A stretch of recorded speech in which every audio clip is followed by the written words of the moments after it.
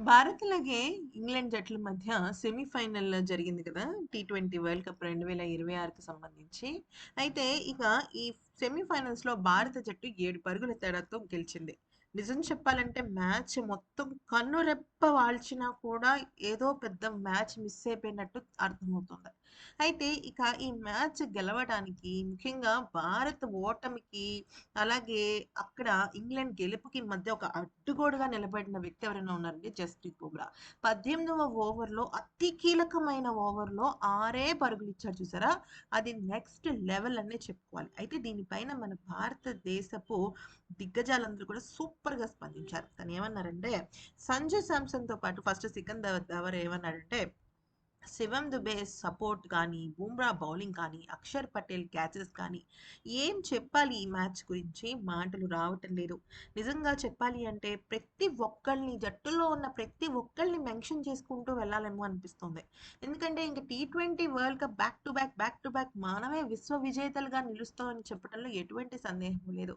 జస్ప్రీత్ బుమ్రా మరొకసారి ఒక world class bowler అని తనని తాను నిరూపించుకున్నాడు.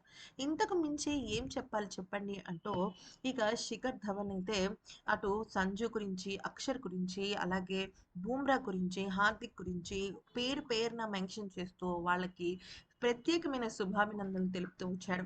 ఇక ఆ తర్వాత హర్భజన్ సింగ్ వ్యాఖ్యానిస్తూ 253 పరుగులు చేశారు ఆ టీ20 ఫార్మాట్‌లో.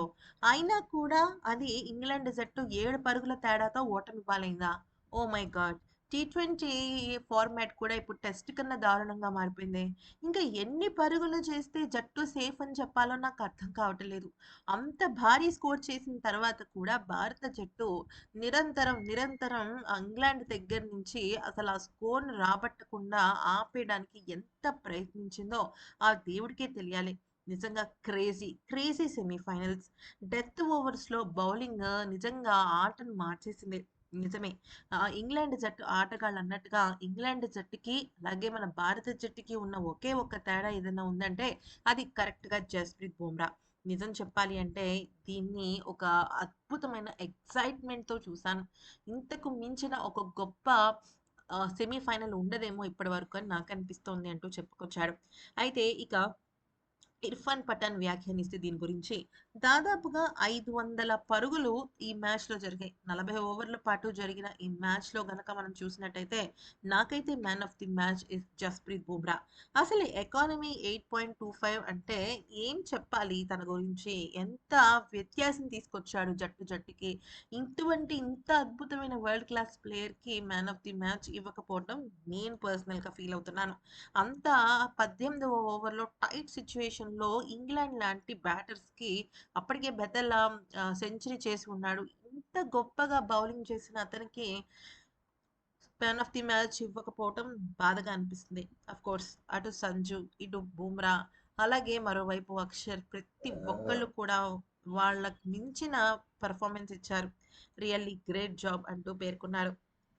ఇక ఆ తర్వాత ఇర్ఫాన్ పఠాన్‌తో పాటుగా సురేష్ రైనా ఏమన్నాడంటే, అసలు ఫియర్‌లెస్ క్రికెట్ అన్న strong mind set, super team work అంటూ ప్రౌడ్‌గా భారత జట్టు గురించి చెప్పుకుంటూ వచ్చాడు.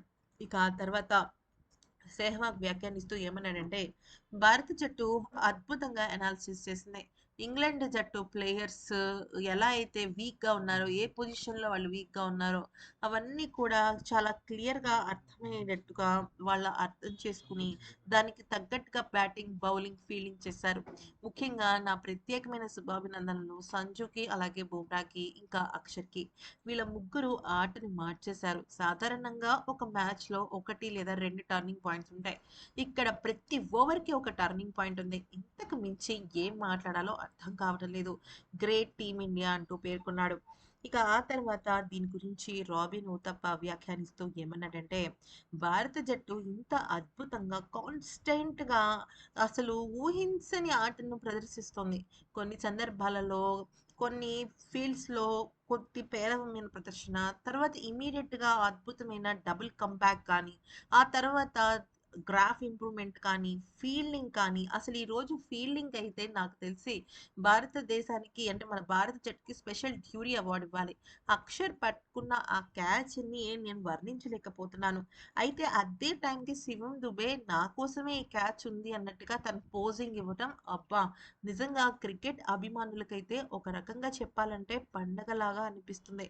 ఇంతకు మించి నేనేమి మాట్లాడాలనుకోవట్లేదు అంటూ పేర్కొన్నాడు. అయితే ప్రతి ఒక్కరు కూడా భారత జట్టు గొప్పతనం గురించి చెప్పుకుంటూ వచ్చారు. నిజానికి భారత జట్టు చాలా అద్భుతంగా రాణించింది.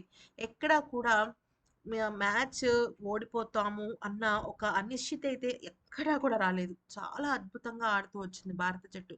అంతేకాకుండా ఆహ్, ఈవెన్ సంజు శాంసన్ కూడా ఏమన్నాడంటే, "ఈ అవార్డ్ ఇవ్వాల్సింది నాకు కాదు. జస్‌ప్రీత్ బుమ్రాకి ఇవ్వాలి" అని చెప్పడం జరిగింది.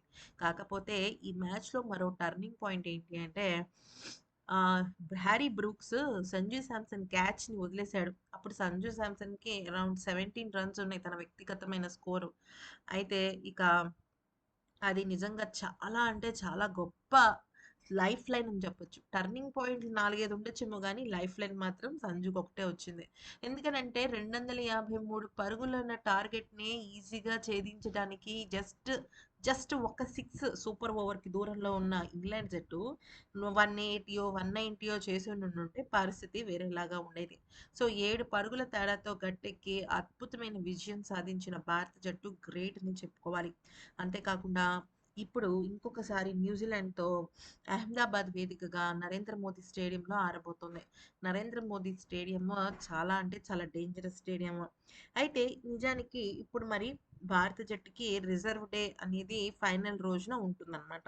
అయితే వర్ష సూచన లేకపోయినా వేరే కారణాల వల్ల మ్యాచ్ రద్దయితే ఐసీసీ రూల్స్ ప్రకారం ఏంటి అంటే రిజర్వ్ డే ఉంటుంది. అంటే మార్చ్ 9 సోమవారం నాడు రిజర్వ్ డే ఉంటుందన్నమాట.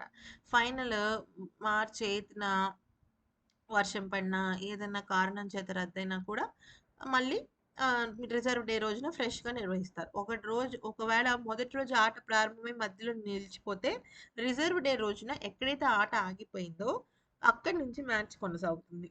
మ్యాచ్‌ని తొలి రోజు పూర్తి చేయడానికి ఎంపైర్‌లు ప్రయత్నిస్తారు. ఇందుకు సమయం అదనంగా 120 నిమిషాలు అంటే దాదాపుగా 2 గంటల పాటు ఎక్కువ ఇస్తారు. కనీస ఓవర్లు అంటే సాధారణ గ్రూప్ దశ మ్యాచ్‌ల్లో ఫలితం కోసం ఇరు జట్లు కేవలం 5 ఓవర్లు ఆడాలి. కానీ సెమీఫైనల్, ఫైనల్ వంటి నాకౌట్ మ్యాచ్‌ల్లో ఫలితం తేలాలంటే 2 జట్లు కనీసం 10 ఓవర్ల చొప్పున బ్యాటింగ్ చేయాలి. ఫ్రెండ్స్ మరి భారత జట్టు ఈ అద్భుతమైన గెలుపు మీకెలా అనిపించింది? న్యూజిలాండ్‌తో మ్యాచ్ అనేది నాకైతే ఏమనిపిస్తుందంటే ఫ్రాంక్లీ చెప్పాలి అంటే భారత జట్టు అంటే ఇప్పుడంటే నువ్వా నేనా అన్నట్టుగా పోటీగా నడిచింది గానీ, న్యూజిలాండ్‌తో ఎందుకో మన భారత జట్టు వార్‌ని వన్ సైడ్ చేసేస్తుందేమో అనిపిస్తుంది. మరి మీకు కూడా అలాగే అనిపిస్తుందా? మీకెవరు నచ్చారు నిన్నటి సెమీఫైనల్ గేమ్‌లో అనేది మాకు కామెంట్ సెక్షన్‌లో చెప్పండి. కామెంట్ సెక్షన్‌లో మీ కామెంట్ చెప్పే ముందు వీడియోని లైక్ చేయండి. ఛానెల్‌ని సబ్స్క్రైబ్ చేసుకోండి. Thanks for watching.